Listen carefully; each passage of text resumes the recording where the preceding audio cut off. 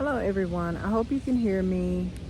I tried to use this little microphone. For some reason it's not syncing, but it's a very windy day out here, so I am going to plant up the second raised bed. So I read that kale and spinach can survive a hard freeze, so that'll be good to plant for the fall. Peas can survive down to 28 degrees is what I read. These already have a couple of collards that were in here from last season because collards self-seed, and so they just grew back. I think I'm gonna do the peas along here, but I'll map it out here in a minute. Now this bed still has a couple of pepper plants in it. I don't know if y'all remember when we planted this raised bed. It was wooden. There's its remains. It fell on the ground. So then we just put this one on top of it. But anyway, the peppers are still growing. It's still hot in Texas. I'm in zone 8B. And since we're still getting heat, I was just gonna continue to water. So like I told y'all, the way I do is I go look at a video. I do what the video said. One of the videos said that they use this little Sharpie. I'm gonna do 2 varieties of these peas to see which one germinates the best. Actually, let me see what this says. 1 to 2 inch depth to sow, seed spacing about 2 inches. Oh, okay. See, every variety is different. The video I saw, it said 5 to 6 inches of spacing. So that's why it's fundamental to read what yours requires. Okay, so after reading these, I've decided to plant them in a different spot because one packet requires 2.5 foot row spacing and the other one is 1 and 1.5. So I think I'm just gonna put them alongside the back of the bed. Root system from the birds kind of getting in the way of that. I will plant here. So I'm just gonna put my little Sharpie in just like this. This is one variety. These are the the peas. These are the Alaska kind. Now I saw a video where the guy said that overseeds, I believe, which means instead of putting the one that they tell you to put in the hole, he puts 2, and basically may the best man win. Essentially, when they grow, whichever one is the strongest, he will cut down the other and keep the other. But sometimes when you plant, it doesn't germinate at all. And I think that's what he really was saying. So he puts 2 in a hole.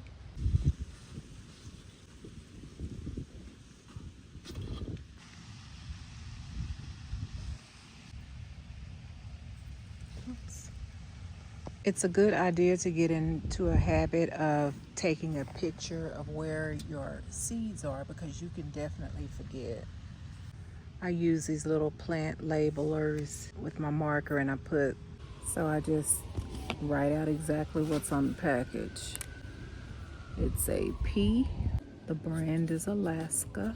I am planting it on 11/15/25. And then on the back, I typically write what type it is. And this is an American seed. So I just put a seed.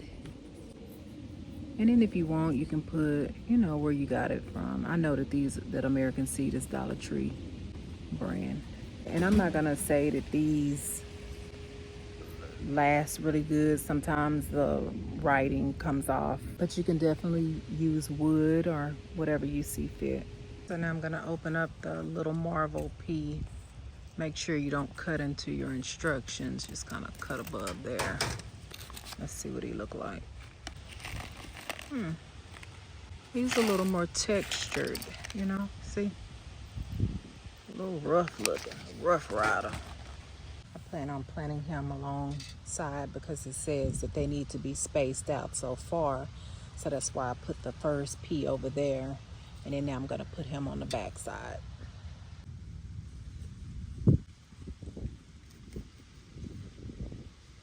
And so on. Okay, so I have peas on that side, right? I have, what is that? Alaska. And then we're gonna put the other peas over here. We'll go 1, 2, 3, Okay, and we'll go ahead and drop these in.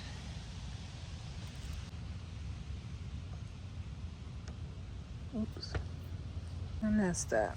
So now we have peas along both sides of the bed. Okay, so the kale says that it needs to be spaced out about 12 inches. So I'm just gonna randomly put a couple of kale seeds out.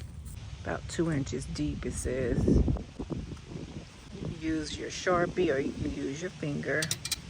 I'm probably just gonna put a few, just random. Kale is a tiny, tiny seed. See how that one fell on the ground? I probably have some kale on the ground. But anyway, that's how I got my greens last year. But the kale seed is small. Kind of reminds me of a mustard seed. I really don't know how many is supposed to go in the hole. I'm probably gonna put about 3 to 4. And really with these being so little, I'm not gonna be able to count them. So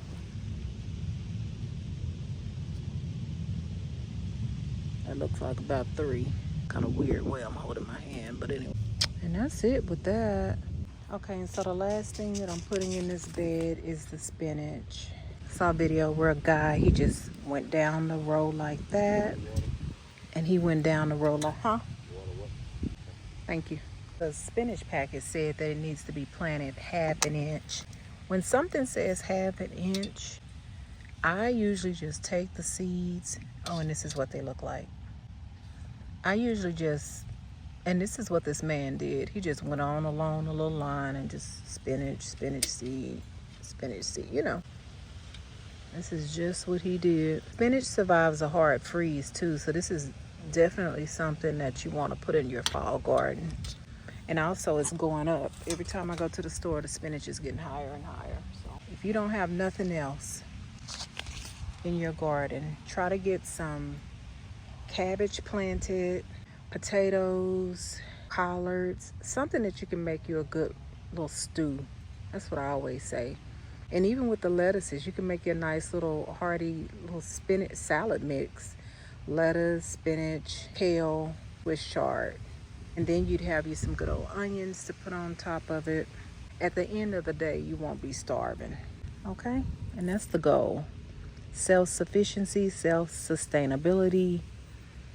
So you don't have to rely on somebody to feed your family. If you learn how to grow, you can do it yourself. And it doesn't even cost that much. With a few YouTube videos, and like I said, I've been blessed to be able to get information from my 95-year-old grandmother as well. She has been a big wealth and source of information for me. But even if you don't have that source, you have YouTube, you have Google, you have articles. There's still books. They're in the library. You can check them out for free. I'm thinking about adding a little more spinach, y'all. I can get greedy. See? Because everything is not going to germinate. I'm going to just take the soil and just cover the seed like that. See that? It's like you're barely covering it. Granular fertilizer. So I'm just going to put some of this fertilizer on top of it. See? And then, like I said, I don't know what happened to the rest of them. They playing peekaboo and I don't have time, but I'm to where I think it is. And then I'm going to do the same thing on the other side. You know what I'm getting ready to say. Water everything in. Cover up those peas up in kale.